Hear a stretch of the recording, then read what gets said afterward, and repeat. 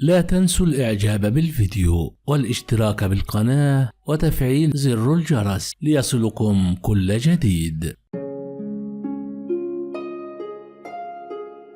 وفاة الشيخ حمادة القباج عن عمر 48 سنة بعد صراع مع المرض. توفي الشيخ حمادة القباج الداعية المغربي والباحث في العلوم الإسلامية عصر الأحد 9 مارس 2025 عن عمر 48 سنة بعد إصابته بجلطة دماغية أجريت له على أثرها عملية جراحية دخل بعدها في غيبوبة حتى وافته المنية. ولد الشيخ حمادة القباج في 8 يناير 1977 بمدينة مراكش. تابع دراسته النظامية حتى السنة الأولى ثانوي، لكنه توقف عام 1993 إثر حادث أدى إلى إصابته بشلل رباعي، ورغم ذلك استأنف دراسته بشكل انفرادي متعمقا في العلوم الشرعية والإنسانية، وحفظ القرآن الكريم وعدد من المتون العلمية، وحضر دروس علمية بدور القرآن الكريم التابعة لجمعية الدعوة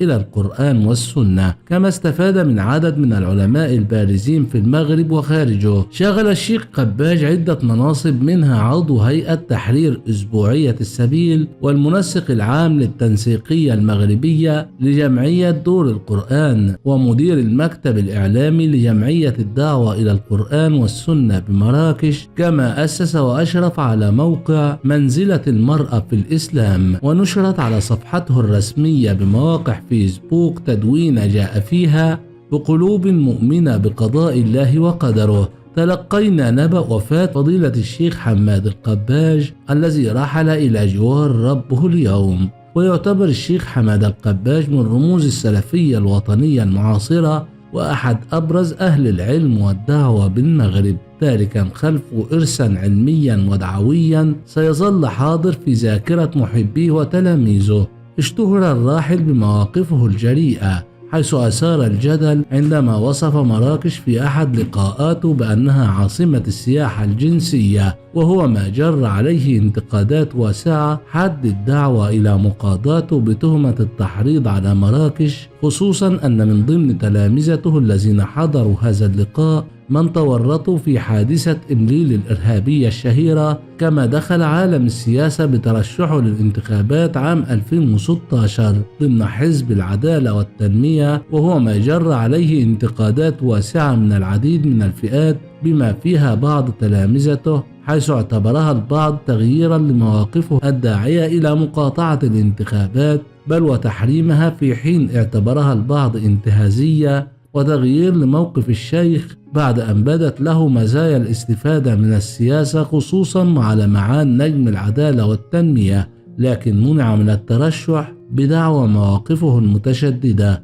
بعد لجوء العديد من المحامين إلى القضاء للطعن في أهليته الانتخابية. وقد نعى عدد من طلبته وأصدقائه على منصات التواصل الاجتماعي مؤكدين أن صلاة الجنازة ستقام اليوم بعد صلاة الظهر بمسجد فاطمة الزهراء في مدينة مراكش. وحصل القباج على إجازة علمية في عالم الحديث المغربي محمد الأمين بوخبزة والفقيه المختار ابن العربي ومؤمن الجزائري، وقد درس بدور القرآن الكريم بين سنوات 1998 و2009، وعمل بجريدة السبيل ذات التوجه السلفي منذ تأسيسها سنة 2005، وكان ناظر للخزانة العامرية بمراكش ومنسق عام للتنسيقية المغربية لجمعية دور القرآن. القباج سبق وأن عين سنة 2013 من لدن الوزير المكلف بالعلاقات مع البرلمان والمجتمع المدني عضو في لجنة الحوار الوطني حول المجتمع المدني والأدوار الدستورية الجديدة، وبسبب قصيدة للداعية السلفي عادل رفوش توجه فيها إلى خادم الحرمين الشريفين بالمملكة العربية السعودية حول قتل محتجين بمصر مطالبين باحترام المنهجية الديمقراطية سنة 2013،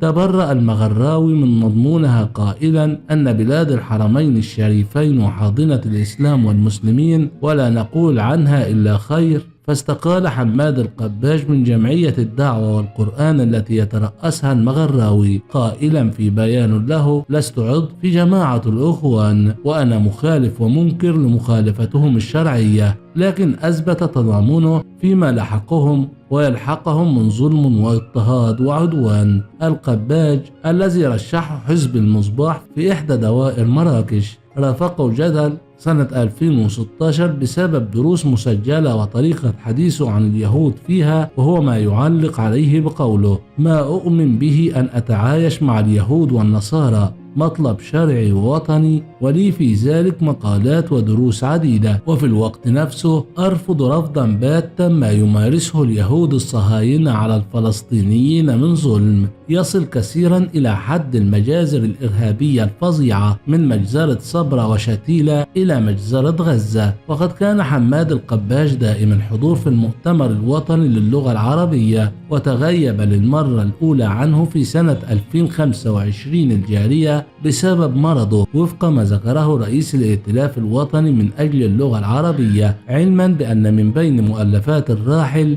كفاح وطني من أجل لغة التعليم بعنوان فرعي هو تاريخ المعركة بين التعريب والفرنسا في المغرب من عام 1920 إلى عام 2019، ووثق فيه مسار الدفاع عن مكانة اللغة العربية في المغرب بعد الاستعمار، موردا مجموعة من الوثائق والتقارير والمقالات التي تعني من شأن اللغة العربية في المغرب وتنبه إلى حالها في بلدها. ومن بين كتب الداعية المسلم السلف الراحل رسالة إلى المرأة المسلمة وعبقرية البخاري والشيخ ياسين والخلافة المزعومة والسلفية في المغرب ودورها في محاربة الإرهاب، والأدلة القطعية على تحريم التفجيرات التخريبية التي تمارس باسم الجهاد وإنكار المخالفات الشرعية، ونظام الحكم في الإسلام والمسألة الدستورية في المغرب، وحياة شيخ الإسلام محمد ابن العربي العلوي العالم المفكر والمصلح المناضل. ودرس القباج الذي تعرض في وقت مبكر من حياته لحادثة سير أصبح على أثرها مقعد السيرة النبوية والعلوم الشرعية والتاريخ الإسلامي، واقترن اسمه وهو أحد رموز السلفية الوطنية المعاصرة بمراكش بدور القرآن التابعة لجمعية الدعوة للقرآن والسنة في المدينة الحمراء. وتمكن الراحل من حفظ عدد من المتون العلمية من قبيل الأصول الثلاثة والطحاوية في العقيدة والجمزورية والجزرية في التجويد والأجرمية في النحو وغيرها. قالت صفحة القباج الرسمية على فيسبوك: بقلوب مؤمنة بقضاء الله وقدره تلقينا نبأ وفاة فضيلة الشيخ حماد القباج الذي رحل إلى جوار ربه اليوم. لقد كان رحمه الله من أهل العلم والدعوة، ساعيا في الخير، ناشرا للعلم، مدافعا عن الحق، ومحبا للخير لأمته. كان القباج قد دخل العناية المركزة منذ أيام بعد وعكة صحية مفاجئة، جلطة في الرأس. ربنا يرحمه يا رب ويرحم أمواتنا أجمعين. وبكده يا جماعة نكون وصلنا معاكم لنهاية الفيديو. شكرا لكم على حسن المتابعة، دمتم في رعاية الله وأمنه، والسلام عليكم ورحمة الله وبركاته.